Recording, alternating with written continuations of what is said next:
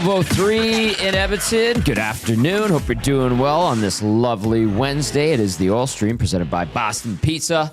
Tom Gazzola, Reed Wilkins with you inside the Popeyes Louisiana Kitchen Studios at our lovely new offices and studios on Edmonton's West End. Hope you're doing well. Like I said, text us 780-218-9999. Get to the nasty chat as well. We've got hockey tonight. We had hockey yesterday. Busy, right in the middle. YouTube Trev is getting very excited. I think he did like a double fist pump right now with a big smile. And we got a lot to talk about as we go into tonight's action between the Oilers and the Seattle Kraken. We could talk about yesterday's game between the Oilers and the Winnipeg Jets down in Winnipeg. I will lean on Reed heavily on that one. I feel like you watched the game. You do have the summary. I watched the last two periods of the game. Okay, thank you for clarifying that. Driving during Why didn't you watch the first period? I was in my car. That's not a good excuse. I listened to my old station. Not acceptable. Mooner and Stoff. How dare you? And they pointed out numerous times what a terrible, uneventful period it was. They interviewed Matt Savoy after the first period, and they asked him what a terrible, uneventful period it was. It is preseason hockey. Words. It is preseason and hockey. There's really no battles at camp. Yeah, so I watched I watched the last two periods. Please share your thoughts if you had a chance to watch the game last night and what you're looking forward to tonight. Okay, what did you observe, Riedrich? Well, I thought the Oilers outplayed them. Let me finish. Sorry. Okay, go ahead. Oh, I thought you were done. No, that's it. I thought the Oilers outplayed them quite a bit. Yeah. Pretty substantially, especially in the second period. I thought that the most interesting thing for me was that Ike Howard scored a one-timer goal from his off wing on the power play. Yes. He blasted it in. He beat Eric Comrie, who is an NHL goaltender. He's not an NHL starter, but he is an NHL goaltender. He didn't beat the fourth-string goalie on the Jets or a guy who's going to the ECHL. Nuge fed it across, and Howard very confidently and promptly one-timed it into the net. So that was interesting to see because I didn't think Howard did too much in the rookie games. So that's now playing with better players, he's going to have to be noticeable in as we go through the preseason here, and that certainly was a great way to be noticed last night. So that was very good. Noah Philp is jockeying for position on this team. He had 2 assists, and he made a couple. He made some good plays. He looked comfortable. There's a guy that you can actually say is kind of fighting for position. That's like that 13th forward. That is. So I said what I said in jest, but. Noah Philp. So what did you like about Philp? He picks up a couple of apples. Yeah, Was he impressive? I thought he made good plays. Like he seemed to be comfortable. Like, I think now he's played a little bit in the NHL last year, another year, mostly in Baco under his belt. Mm-hmm. Like the game, that whole thing about processing the game. Like he seemed to understand where the open ice is, where the puck needs to go. I mean, the first assist, just kind of make a move, get it in front of the net, give Quinn Hudson a chance to tip it, and he did. Mm-hmm. So he like sometimes you see these players, the guys who aren't in the NHL or younger, and I know Philp's not younger, but like they just look rushed all the time. They just never feel like they have time to do anything. Yep. And you learn when you might have a split second or where the open ice might be. So I thought Philp looked pretty comfortable. So that was good. And then I guess, the one name that's sort of popping out for people now, and I believe he's playing again tonight, is, what's his first name again? Atro Lepinen. Yeah. Who is a European defenseman who had a massive, he set a record for defenseman scoring in Finland last year, right? Yes. So Murray McCourt really likes him. Yeah, we'll see. I mean, he's 26. He seemed to move well. He seemed to have an awareness of where the puck should go. I don't know if he's going to jump right into be on the NHL roster, but he was noticeable. Savoy is interesting to me because he didn't get points, but he always seems to get praised by Knobloch. Mm-hmm. So that's a tell. There seems to be an appreciation of his two-way game or his play away from the puck, and he's probably going to get a chance to kill penalties. Yes. Even as a rookie. And that was a focus for him in Bakersfield, right? And they need to have a much better penalty kill. So that's kind of interesting. Yeah, I mean, other than that, Max Jones unfortunately got banged up. I'm not sure how he's doing. Cam Dineen always looks good in these games, but then he never really gets a chance in the NHL. He played a lot yeah. down the stretch for the Condors, like 25 to 30 minutes a night. Yeah, and I thought that this Marhala guy is interesting. Maybe not quite as noticeable last night, but he's one of those players, he just seems to be around the puck. Okay. When I saw him in the rookie game and in a preseason game earlier. So, that's kind of note. Pickard made some good saves because they split the game, right? What was the exact time? Yeah, Pickard played 33-10, only faced 8 shots.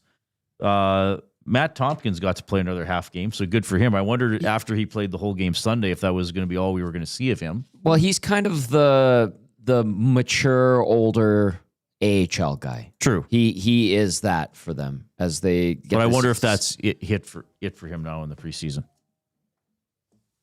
No. You think he'll get more appearances? Maybe a little bit more. And that's Samuel Janssen too, right? Right. I would think they give Tompkins a little bit. Maybe he gets game. Maybe a half game. Right. And then Bakersfield will probably take shape at the end of this week or next week. Yes. What do you because this is halfway already, right? Yeah. What are you laughing? You giggling over there? Oh, it's the Smith TM14 put something funny in the nasty chat. That's all. Giggle. Okay. Yeah. Give us a thumbs up if you're in the nasty chat, by the way. If we got to 100 thumbs in an hour, that'd be impressive. I see what Smith TM14 yeah, that's said. funny. You and I discussed that incident. Yes, we did. The other day, and I enjoyed that conversation very much. Yeah. So that's just some observations. I mean, it's still very much a preseason game. There sometimes isn't a lot of flow or not a lot of intensity. I mean, there's never any fighting in the preseason anymore. Which is too bad. Would Clattenburg fight anybody tonight? I'm not sure what Seattle's going with. I think, you know what? He fights every game. He fought in the rookie game. He fought down in Calgary. He's a spark plug. Yes. That's what they like about him. Unfortunately, he got dinged up in his first AHL game. I know I go back to that all the time, but he's a guy to keep an eye on, just out of curiosity. Watch him stir it up because unfortunately, it feels like that type of player is a bit of a dying breed. Well, and that's what did Bowman say about Trent Frederick, that he's a unique player, that there's only about 10 players like him in the NHL now. Yeah. Sort of the, I guess, the power forward that plays with a lot of aggression. Maybe that's dying out a little bit, or there are fewer of them. Yep. I mean, you look back to the Keith Tkachuk type of player. There used to be a few of those guys. Tkachuk was one of the better ones when he played. Lucic was that in his prime, which he did have a prime. And again, his first year and a half with the Oilers, he actually played like that too. And then all of a sudden he couldn't score. I'm glad you acknowledged that half year that he actually had. It was actually pretty good. Well, because the first year he was good, and then the second year he had 8 or 9 goals by Christmas. Yes. And then all of a sudden he just couldn't do anything. Yes. He was on pace to probably get 20 again. I'm not saying Trent Frederick's going to be Tom Wilson. I mean, Tom Wilson is maybe the prime example of someone who can play with a lot of aggression, fight if needed, and can still score quite a bit. I mean, he might be on the Canadian Olympic team. You know what? That's a good hockey player. Yeah, that's what I mean. He's still a good hockey player. Yeah. Now Clattenburg, I don't think there's going to be the offense there. If he makes the, do you? I don't see him being talked about like that. It's a couple of years down the road. Let's see how he develops in the AHL. But he's the perfect example of know who you are and go and do that thing if you want to make the NHL. That. I mean, and that's the tough transition for some of these, because most of these players are stars in junior or college, and then it's the NHL. You're not a star. Now Matt Savoy is sort of being prepared to kill penalties and is prepared for it and seems to want to do it. That wouldn't be an easy transition for some players. True. If they weren't doing that in junior or did it sparingly or thought they were in the NHL to score goals, and then the coach is like, no, you're not. You're like now our 8th best forward. You're not the number 1 like you were in junior, so you're killing penalties. So, but Clattenburg embraces that role, and that's what I like about him. He knows who he is, and the fun thing is his last name matches how he plays. Like he plays like a Clattenburg. He's no Klinkhammer. He's no Klinkhammer. He's a Clattenburg. I see what you're saying there. Yeah, I get it. Okay. This is good. Good rundown. We do have lines for tonight against the Kraken. You were showing them to me earlier. Who tweeted those bad boys out? Bob had them. I don't know who else has them. Okay, Yeah. let's go to Stoff. We'll give you the lines. We'll get your thoughts as well. Text us 780-218-9999. Get to the nasty chat. All right. What did Bob? Where are we going? Bob. You know who took that picture of Bob on his profile, by the way? Me in Anaheim during the 2017 playoffs. Here are your lines for tonight. McDavid between Draisaitl and Frederic. Interesting. We will discuss. Tomaszek, or Tomaszek, as they were saying in-house the other night, with Roby Yarventi and Andrew Mangiapane. Curtis Lazar with Matthias Janmark and Quinn Hudson. And then you've got Josh Szymanski with James Hamblin and Connor Clattenburg. So keep an eye on that line. They should make noise in theory and bang and crash when they get out there. Let's see if they do that. On defense for tonight, Ekholm with Bouchard, Lepinin with Regula, Millman with Akey. In goal, Stu Skinner, and Samuel Janssen will be backing him up. Okay, so you heard Chris Knobloch talk about starting McDavid and Draisaitl together. And I can imagine, I didn't keep tabs on social media, but I feel like there were people that were probably not too happy about this. Reed, give us the scoop on the reaction you got. Well, we didn't get to talk about it much yesterday on our show because we still were doing a lot of Canadian Football League stuff, and then we talked about Pat Colson a bit. Yeah. What do you think of just declaring McDavid and Draisaitl are going to start the season together? Well, I guess if that's what's happening and they want to do it, then I guess other teams are going to figure it out one way or the other. I mean, if you were rolling out this lineup tonight. Mm-hmm. And hadn't said that yesterday, that'd be a pretty good sign that they were going to do it anyway. That's fair. Now, of course, things can change. And likely will. But man, oh man, this is, again, there is going to be a goal deficit on this team from last year. We talked about this last week. Yes, and I continue to make this point, especially with Hyman missing probably 12 games. Mm-hmm. And I put a poll on my Twitter account, how many 20-goal scorers do you think the Oilers will have this season? 4. So, well, you think? I'm just shooting from the hip. 4. Okay. Hopefully more. Who? McDavid, Draisaitl, Nugent Hopkins. Hyman gets there. Okay. Well, I don't think Nuge is a lock. Hyman should get there even if he plays 65 games even. He's capable. I mean, Hyman's quite frankly good enough to score a half goal a game. I think he's going to be back. 30 goal scorer. He could still get to 30 even missing time. Yeah. But that's not a guarantee. So if you're starting McDavid, Nugent Hopkins, and Frederic together, so now Nugent Hopkins is playing center. Because Leon can play center and Frederic can play center. Yes. So now you're having a line of those could have been your top 3 centers, McDavid, Draisaitl, and Frederic. Now they're all on one line. So now Nugent Hopkins is playing center. Right. So now is Henrique still playing center? Is Tomaszek playing center? I guess you still have Lazar or Philp, so maybe they're thinking, okay, we have enough. For whatever reason, they put at center too sometimes. Right, but here's the thing. Nuge is better on the wing. I think at this point in his career, Henrique is better on the wing. I think Henrique's better served on the wing as well. Tomaszek is still a huge question mark, especially playing center. Absolutely. In the best hockey league in the world. Now, Lazar and Philp know who they are, and I probably will be fine if one of them is the fourth line center. No ambiguity. Or maybe some games they'll both dress and both be on the fourth line, and who's ever having a better night face-offs can take the face-offs. That does happen. So, but now you're putting those Leon and Connor on the same line with another player who I thought would provide center depth, and now he's on that line as well. He still could. Like eventually, this might just be a look. With Frederic sure, and maybe they're thinking. Okay, and is Knobloch already at the point where October doesn't matter? Because they've proven 2 years in a row they can be stinky or mediocre in October and still make the playoffs? Listen, that's much to the chagrin of the fan base, and I think much to the chagrin of the team itself. I think they want a good start. Obviously they do, but I think that might be a focus this year. Why get behind the 8 ball? Let's get our asses in gear out of the gate. They haven't the last 2 years. I don't think they're disregarding the first month of the year. Yeah, well, I don't think so. James says, really, Reed, I thought Knobloch preferred RNH as a pivot. Maybe I'm mistaken. No, I'm speaking from what I think. generally. And that's fine. I mean, And there's I mean, still and- another week Yeah. week and a half of camp to go. Yeah, here. and they I think Knobloch often talks about Nugent Hopkins' versatility as well. Yeah. He's kind of hinted at stuff. I think he's being direct in his messaging at times. Knobloch? Yeah. Yeah. Like, what else about? Well, he said we're going to try these guys at center, and he's been rotating them. Right. Frederick, Nugent Hopkins, Henrique, Tomasek.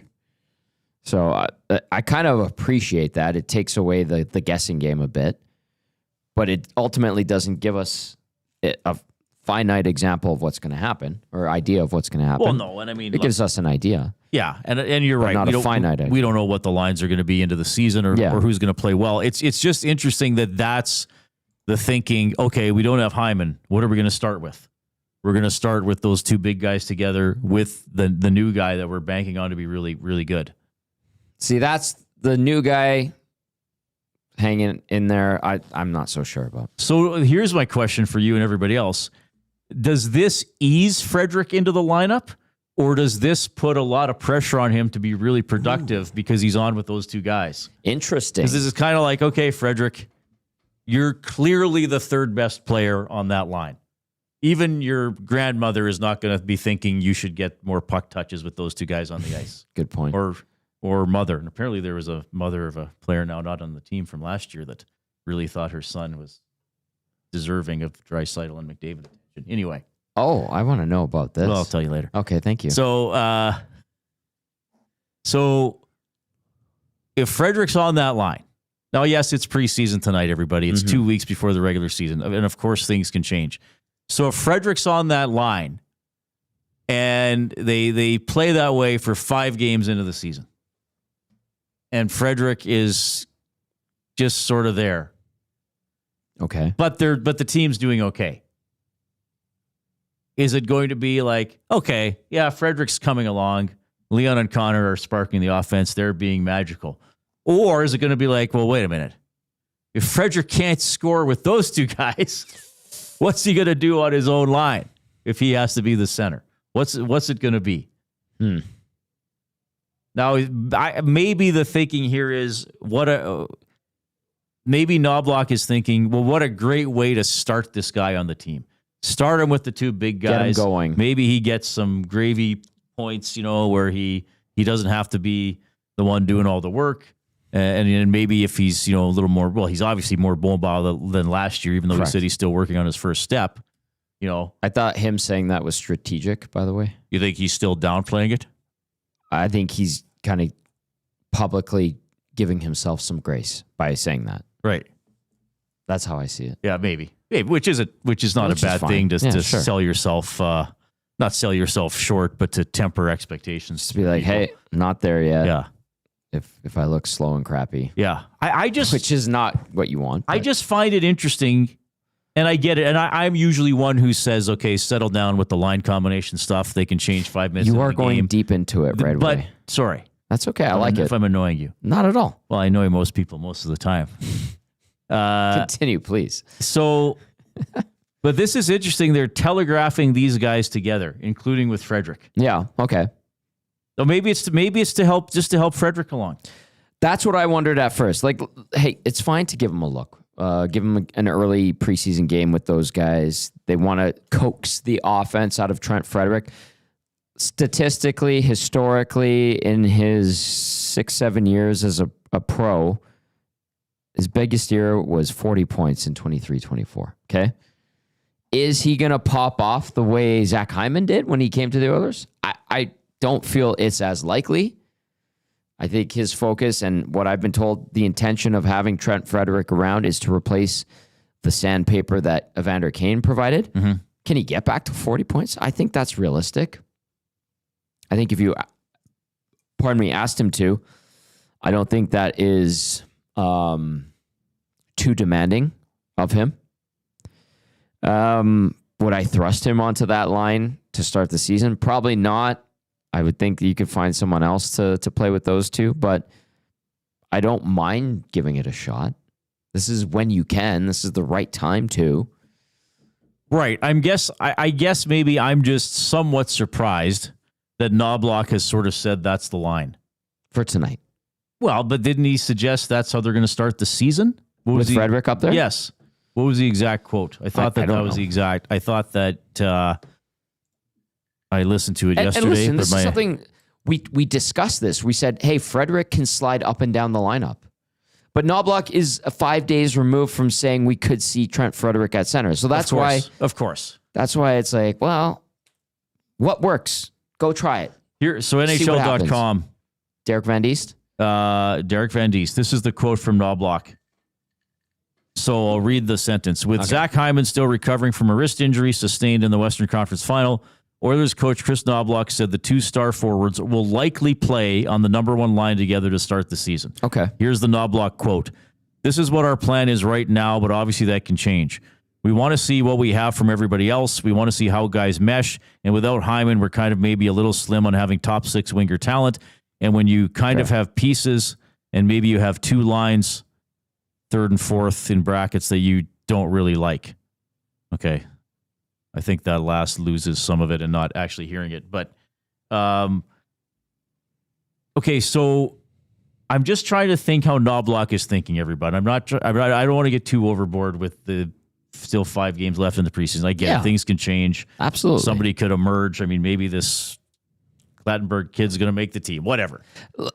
No, not him, probably. But yes. Okay, so is Knobloch? He's trying to think who is filling some roles where there are question marks. So could he be thinking, okay, if I put McDavid and Draisaitl and Frederick together, then I can really see who can take on some responsibility in other areas. Maybe. Like if he's not deploying those guys as centers 1, 2, and 3 with Nuge on the wing, now is he saying, okay, Tomasek, let's see what you got. Okay, Adam, do you still have the wheels to play center? Let's see. The Tomasek thing, what you got at center, which we're going to see tonight. I would believe that more than Henrique at center, just because of the early examples we have been given from Knobloch. Right. Which I'm surprised by a little bit, to be honest. I thought Tomasek would be a winger. I thought there was an opportunity, obviously, at wing, but tonight it's Trent Frederick getting that spot. But I think honestly, by this weekend, Reed, we could be talking about a completely different scenario. Of course we can. With these lines. I just find this super interesting that he's telegraphing we're going to start the season this way, and we know that Hyman is likely going to... Okay, so let's say 12 games. Mm-hmm. Let's stick with the November 1st. That's 12. Mm-hmm. Even if he comes back a couple earlier, he's probably going to miss 10. Okay? Okay. So they need someone to fill in for Hyman. Great Howard scored last night. Where's he going to start? So does he get to play with Nugent Hopkins? Does Nugent Hopkins set him up? I guess we'll see what happens. And here's another interesting thing to remember, I think. Maybe I'm the only one who finds this interesting. I love the way you're just reading into stuff. I guess I'm here for it. I've clearly been covering the team a long time. This is interesting because usually you're very deadpanned about the team. Well, it depends. And very straightforward. So I like this. I like this version of it. Well, I mean, all we have right now is speculation. It's the start of the season. You are speculating. Speculate away, my friend. Continue. So what this means now is that Vasily Podkolzin will not start the season on Draisaitl's line. That is true. Well, okay. I mean, unless you think he's worthy of playing with McDavid and Draisaitl, which I feel at this point highly unlikely. So yes, I think you can make that statement with some assuredness. I think that's fair, what you just said. Then where does Podkolzin fit in? What is he without Draisaitl? Well, he's still pretty effective. Yeah, as a third, fourth line guy, right? Yes, which I think is where he should be anyway. But on this team, he's clearly Draisaitl's valet, or whatever you want to call it. That's his concierge? Yes, he is Draisaitl's concierge. He's his concierge. Yes. Leon tells me to get the puck out of the corner, and I go get it and park it for him in front. Yes. Very well said. Okay. I think that's a fair statement. I don't know. Listen, I know Knobloch said they're likely going to start with McDavid and Draisaitl together. I'm I was surprised by it when I heard it yesterday. I feel like my instincts shouldn't let me believe it. We do know that those two will be playing together a lot, as they do, and that's just fine. Ryan Nugent-Hopkins at center. This is how I feel, because you've been discussing how you feel a lot. I'm sorry. I'll in the stop first talking. 28 minutes. No, that's fine. I like it. I feel like Ryan Nugent-Hopkins at center is okay. I think you're right. Probably better served on the wing. I would like to see Trent Frederick at center as opposed to the wing. Just to see. If it doesn't work, that's fine. Move him back to the wing. I feel like Tomasek at center will run its course, and by next week, we will see him at right wing. I don't know what to expect realistically from Savoy and Howard. I hope I'm pleasantly surprised. I expect Mangiapane to be a useful top six forward. And he's playing tonight. I think that's a guy we haven't even mentioned, really. Yeah. He's on the second line with Tomasek and Järventie. Järventie, I have no clue. The guy's coming off a knee reconstruction, so I don't know. I still think there's too much preseason and training camp left to truly believe in these declarations. Okay. That's just how I feel. But I don't know. It's open to interpretation, I suppose. A couple of texts have come in. Oh, yes. Would you like to add something? No, I'm just thinking. I forgot even to talk about Mangiapane. Like, why wouldn't he start on the nuclear line? That's why I was like, I think he would be good, unless you want balance, which is understandable. Coach Mike says, who replaces Hyman on the first power play unit? I don't know. I'm not sure. Somebody asked me the other day if it was going to be Frederick. I don't think so. I think it'll be Mangiapane. And I know he's smaller. Yeah. But I think it'll be him. He's a guy that plays in the equipment of the opponent, as Todd McClellan liked to say. This one out of Calgary says, I suspect Frederick is on this line to see if he clicks with one of the two big boys. Then when Hyman comes back, he has a good idea where Frederick goes. This one from Big Uke says, some injuries to start the season, start the big two together, ideally bank a couple of wins, then shuffle the lines around once guys are back. Also, in my opinion, lineups mean nothing in this organization at the rate they get changed around. Just win. And I think that last line from Big Uke makes sense. I was thinking about it a little bit earlier today. So you want to get off to a good start. They won't. You don't think they will? No. Rude.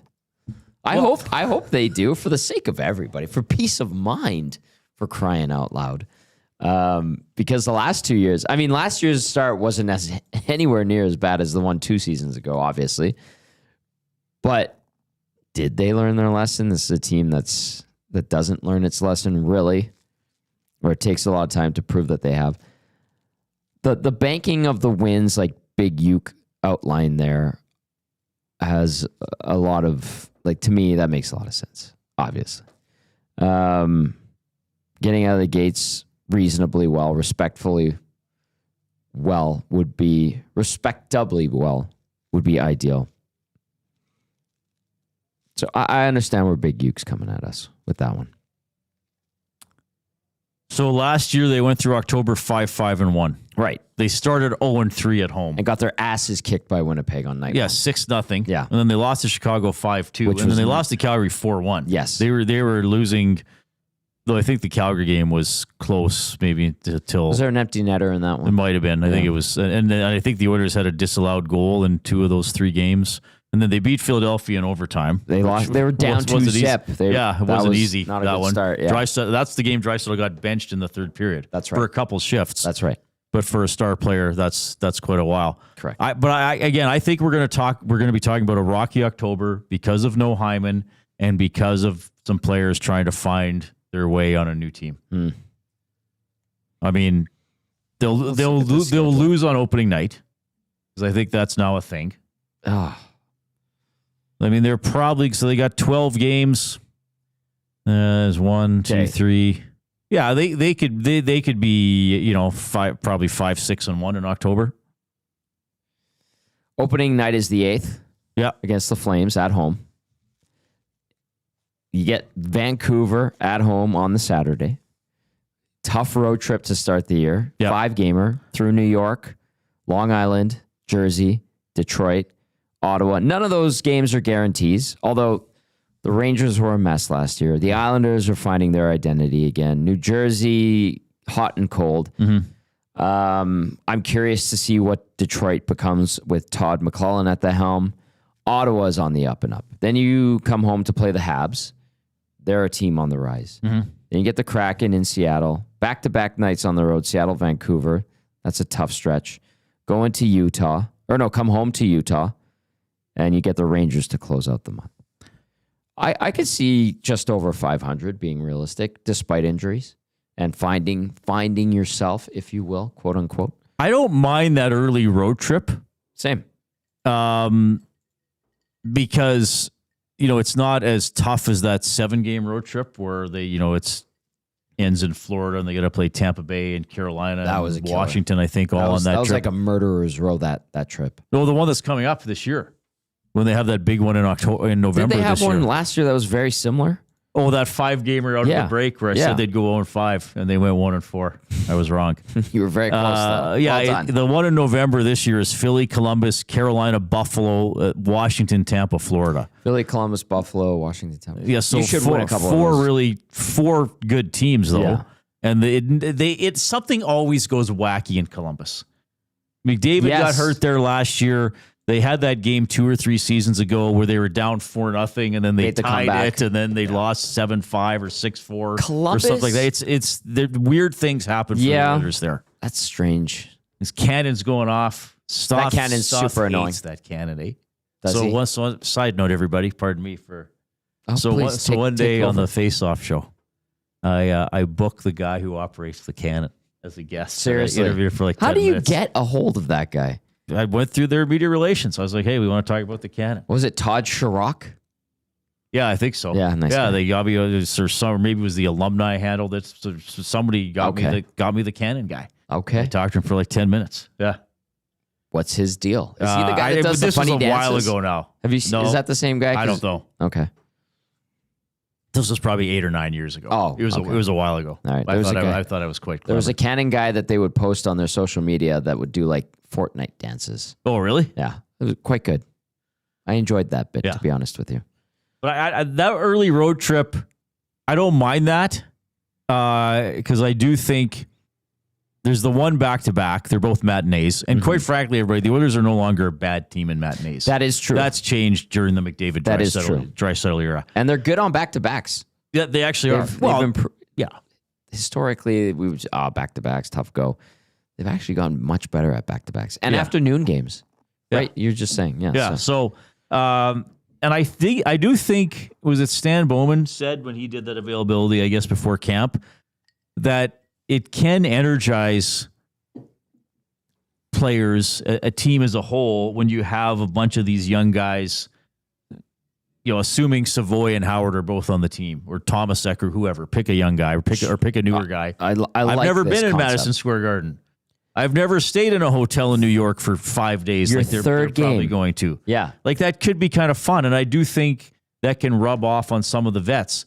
Like Jay and I did a lot last week on that comment McDavid made about being last year feeling stale. Yep. And he actually said, this was the best practice we've had in a long time. Day one of training camp? Yeah. Really? Okay. Yeah. The practices must have really sucked last year. But I do think there is that element. Much, to be honest. Well, especially as the season went on. Yeah. Well, yeah, even later in the year, so many guys were hurt that they didn't have a lot of guys on the ice sometimes. Yeah. So that was an interesting comment to me, though. So does that rub off on the veteran players? I think so. Does that energy? Because I do think with last year's team, once they got out of their early season doldrums and banked some points, and then after the Four Nations face-off, they had their injured / load management era, I do think there was a bit of, all right, we'll wait for the playoffs. He did mention that. Yeah. I was listening to you guys that day as I was driving to Calgary. And you're right. I thought that was interesting. He said guys had one eye on the postseason. Sure. I actually appreciate him saying something like that. Yeah. But the whole staying in New York, because yes, you basically have one hotel. You park there for the week. Yeah. You bounce out to the island. You bounce out to Jersey.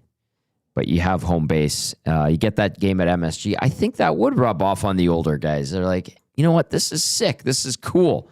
We're in the middle of the coolest city in North America, one of the most popular cities in the world, playing at the most famous arena in the world, and you've got a 22-year-old and a 20-year-old, or a 21-year-old, 20-year-old, being like, wow, where the hell am I? Margot Robbie wearing a Rangers jersey is 3 rows up looking at you. I would be pumped up. And I would see, if I was an older guy that's very acclimated to these scenarios, and I see this kid with a crap-eating grin on his face, I'd be like, you know what? This is cool. Yeah. We are this is the biggest show in town tonight. Let's go and play. Like, I feel like that would rub off. And I like that concept. Yeah.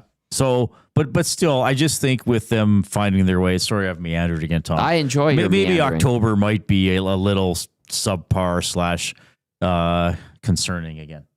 But I hope you're wrong. I hope I'm wrong too. I hope they fly out of the gate and are 9-3 at the end of October and have already banked a whole bunch of points. That would be everybody's wonderful. feeling good. You know, because some of those other years, you know, when they got back into the playoffs, they started 7-2 in 16-17, and I think Tippett's first or second year. Remember, they were 5-0. They won that game in New Jersey on that continuation goal where the whistle they tied it where the whistle had gone, but the McDavid had already tapped the rebound and the puck was going in. Yeah. So it got to count, and then they won in a shootout in overtime. Remember that. I remember a guy called in after the game. He was a Devils fan. He's like, okay, I'm a Devils fan. Like, I'll be calm. But that shouldn't have counted. And I hate McDavid. And F Edmonton, F you guys. Did that make it to air? Yeah. No. Well, we might have dumped it, but Yeah, you gotta he dump it. started like he said he was going to be calm. And I actually think he was going to be calm. And then he just couldn't do Did it. he have a Jersey accent? I don't remember. They talk about gabagool. He did. You like that Sopranos reference? I thought that was the creature in Drag Me to Hell. Maybe. So, it sounded something like that. Anyway. Yes, I just made a Sam Raimi movie reference, everybody. You I'm love Sam sorry. Raimi. Yes, I You do. enjoyed his Spider-Man films? Yeah, Spider-Man 2 is one of the greatest movies ever made, superhero or otherwise. That's a very thorough film. Great movie. I believe they're bringing Tobey Maguire back for another. Is he in... Is he in something else? Well, he was in this third Spider-Man, which I Tom Holland love, one. by the way. I know we're doing this as an aside, but I thought it was... You hated it? Oh! You're doing a bitter beer face right now. Oh, come on. I loved it. Oh. It was such a full circle moment.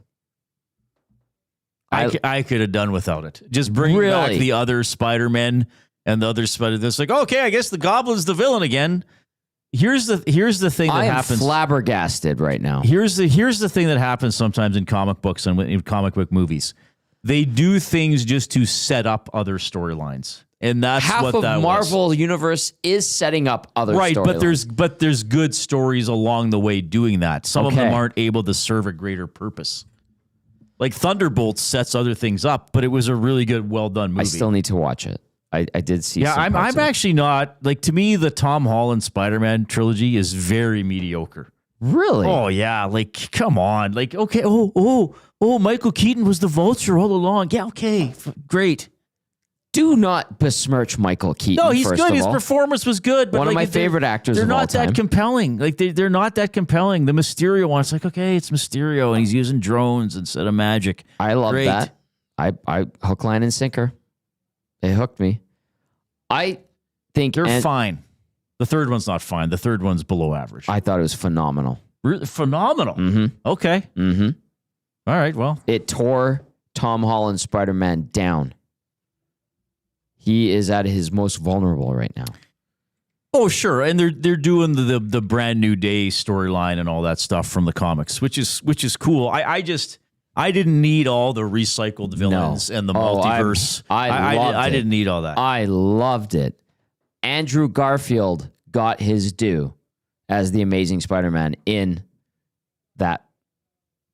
So here's the thing: the first Home. Amazing Spider-Man is good. I think it's highly underrated. It was the second excellent. one with Electro was terrible. That was bad. Yeah. But I don't know. Or maybe I'm just Spider-Man out as much as I love the character. It's okay to be Spider-Man out right now. You know, like There's been a lot of Spider-Man. And again, I think the first two Sam Raimi movies were both so good. They were. You know, Defoe was the Did you Goblin. hear what happened to the third one where like the intention and where it was supposed to go got completely railroaded and it turned into like a cluster, you know what? Yeah, because they didn't want Venom to be the villain, and then the studio was like, well, you got to make Venom the villain, and it's time. And the way they did it, like with, Topher Grace did what he could. I like Topher Grace. To be honest with and you. then I always joke with my buddies, like, and at the end of the movie, Spider-Man defeats the villain by playing the chimes. That is true. I found that odd. I am sad that the Venom that we've who's the Tom Hardy? Tom Hardy. I really like that Venom, and I wish there was some sort of crossover. I know they teased it a little bit, but it sounds like it's not going to happen. I watched the first two Venom movies. Like, they're weird because there is good stuff in them, but they're 90 minutes. There's hardly anything gets developed. Like, where's this going? They're borderline odd couple comedy. Yeah. Because Venom's a dark villain, and then it's kind of like, he eats people, but he's joking around the whole time. Yeah. I'll have to watch the third one because it has Null in it, right? The creature that is the head of everything. Yeah. Tom Hardy does the voice of Venom too. I didn't know that. Yes, he does. The voice. Yeah. He does that funny voice. Anyway, I'm sorry. I'm glad you liked it. I thought it was total fan service, and I ate it up in No Way Home. And I'll be honest with you, Into the Spider-Verse, Across the Spider-Verse, I think those are amazing. I thought the first one was excellent. I thought the second one was way too long. They really and then it's just teasing that it's just half done. There's a third one. Yeah. The second one, it felt like they crammed a lot in there as well. I thought it was interesting how they had like Childish Gambino, Donald Glover. And they had and they showed bits of like the live action Spider-Man. Oh yeah. I thought that was really neat. But anyway, we've gone off on a complete nerd tangent. I think people are used to it at this point. People are posting about it in the nasty chat, so some people are interested. I've probably irritated a bunch of people again. Norman at Combine's like, I'm with you, Tom. I am Batman. Michael Keaton. Michael Keaton's my Batman. I'm sorry. Like I actually didn't mind Val Kilmer. George Clooney, that was a silly Batman. Christian Bale was good, but I got tired of the "Who are you?" Like Bale doing the deep voice. Yeah. This is very odd. What's going on? Commissioner Conan. There's some comedian that I don't know who he is, but he does. What's his name? I don't know, but it's on. He's always on YouTube. Comedy. Yeah, and he'll always do the voice, but like just make awkward. The Dark scenarios. Knight. Not The Dark Knight Rises. The second one with Joker was Dark Knight. Yeah, phenomenal. Yeah, that was a great movie. Overrated film. This text out Calgary from the Wolf. What up, the Wolf? Hey, Wolf, he was in my golf. He says, Reed, Spider-Man just released in Magic the Gathering. Would you ever consider playing Magic the Gathering card game with Spider-Man cards? That might be what could get me into it, but I don't need another card game. Your board games, card games, video games. I have all the Marvel Champions hockey cards. Games, football game. And I will probably be a completionist with Marvel Champions, so I don't think I need to get into Magic the Gathering. Those Marvel Champions I can play solo or with other people. Okay. I think Magic the Gathering you have to play with somebody else. And I don't have a lot of Magic's friends or people to play with. That's been around for 30 years? I think it's been around since 93 or 94. Yeah, I remember in elementary and junior high, people were playing Magic. I'm like, what? Beyond me. So interesting. Coach Mike says, I'm really excited for Beyond the Spider-Verse. Love the first two. The visuals of those films are amazing. They're groundbreaking. They tried to do the Seth Rogen Ninja Turtles in that kind of style. Oh, really? Actually, really good story. Really enjoyed that reset. But it's all copycat. Like, I don't understand why there's a new Superman. I don't get it. We just had Supergirl in The Flash. Not a great movie. Michael Keaton's storyline as Batman comes to an end. Spoiler alert. I was sad, but I'm glad it's over. Which was this in? The Flash. The movie The Flash? Yeah. There was a Flash movie? Yeah. Well, that's the one where they did, is that the DC multiverse? They did the multiverse. Okay. And now they're doing it in Peacemaker, too. I got to say, season 1 of Peacemaker, that is prime comic book / James Gunn stuff. Do you like James Gunn? Because, like... Okay, this is... Yes, I do. I think James Gunn is great. Here. We'll get back to I think James Gunn is great. I think he did an awesome job on Guardians of the Galaxy. The Suicide Squad movie he did was very good. So this is what I have to say about Superman. Okay, Superman is a decent movie, an average superhero movie, and a below average James Gunn movie. Do you think the studio had too much influence and persuasion and kind of forced James Gunn's hand? Yeah, or he just thought, okay, I can't do all the sick jokes that I usually can do. I enjoy sick jokes. Like Peacemaker is twisted. And John Cena is good as Peacemaker. Oh, yeah, he's excellent. Yeah. This is a fun show. People are probably like, Reed, go back to speculating about meaningless line combinations. Tell me more about Trent Frederick on the first line, you dork. Yeah. Portions of this are brought to you by Popeye's Louisiana Kitchen. We're inside the Popeye's Louisiana Kitchen studio. You heard the boys comically taking down the Hot Ones spicy sauce, which you can enjoy now. It's not just spicy, it's Hot Ones spicy, Popeye style. Can you handle the lineup? I'll tell you what, no, I cannot. Flat out. I don't even need to. I'm getting sweaty thinking about it right now. We'll get back to Oilers talk, but I'm very much looking forward to this next Tom Holland Spider-Man film. I like how he had to create his own suit. I like how he has to start from scratch. I like how they basically, he was the golden child of Tony Stark, right? Mm-hmm. And then after the thing with Doctor Strange erasing him from everyone's memory, he goes to see MJ. She doesn't remember him. Ned doesn't remember him. He has to create his own suit. He has to create his own web shooters. And he's your friendly neighborhood Spider-Man. Yeah, that was good. I find that was good. I didn't hate the movie. I just thought it was kind of him average. You know? They reduced him. I just didn't need to see all the old I loved working it. in all the old. I was so excited when I saw. And when I'm not gonna lie to you, when they all like worked as a team, I thought was hilarious. And the line about, guys, I don't want to brag, but I was part of the Avengers. And they're like, that's great. What's the Avengers? And then Andrew Garfield goes, is that a band? Are you in a band? I thought that was hilarious. You remember that way better than I do. I love that scene. I'm glad you liked it. I thought it was great. Seriously, and I'm not stopping you from liking it. They were talking to one another about like the guys the enemies and villains that they had fought. And Andrew Garfield's like, he's like, I'm not as cool. You went to space. You fought an alien. I never did that. I'm not as cool. And he's like, Tobey Maguire was, do you listen to yourself?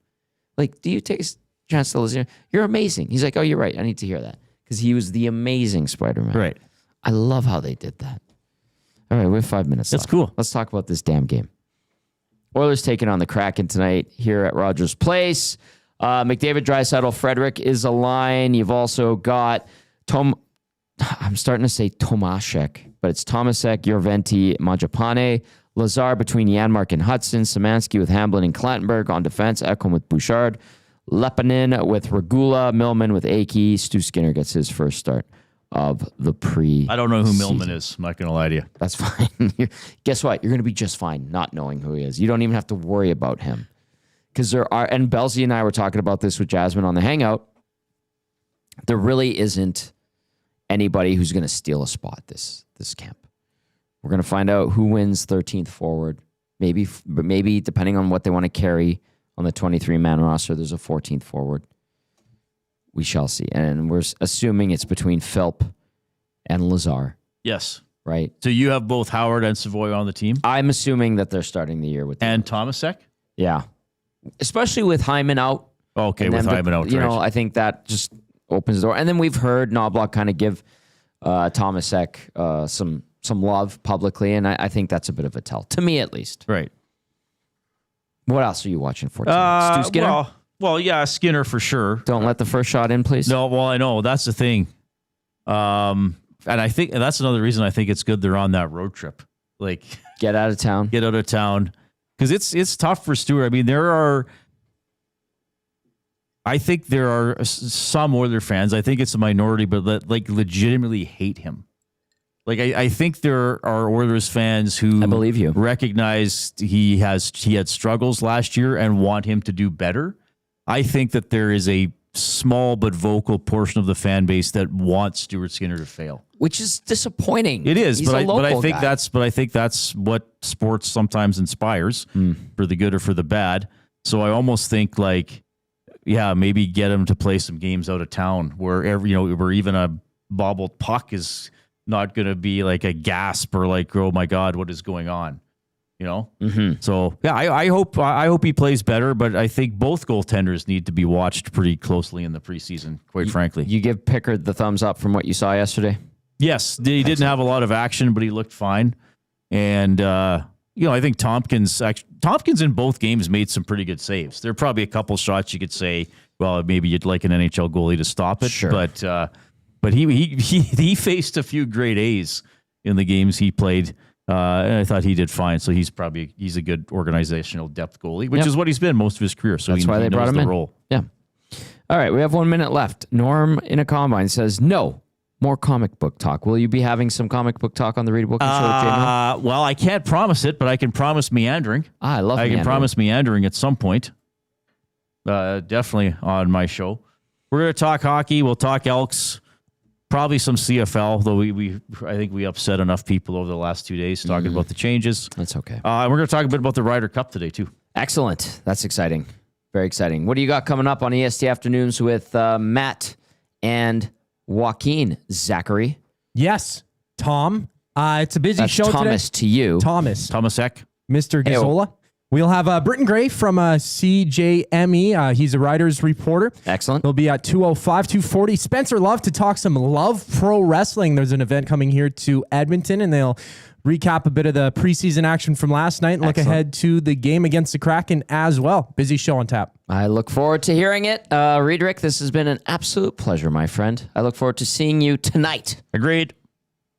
That'll do it for the Oil Stream presented by Boston Pizza. Big thank you to our sponsors, BP's, obviously Popeye's Louisiana Kitchen, and our presenting sponsor, Play Alberta. Thank you to everybody who listened and watched today. Hit that thumbs up on your way out. We appreciate it. For Reed and Coob, I'm Tom. Have a great day. We'll talk to you later.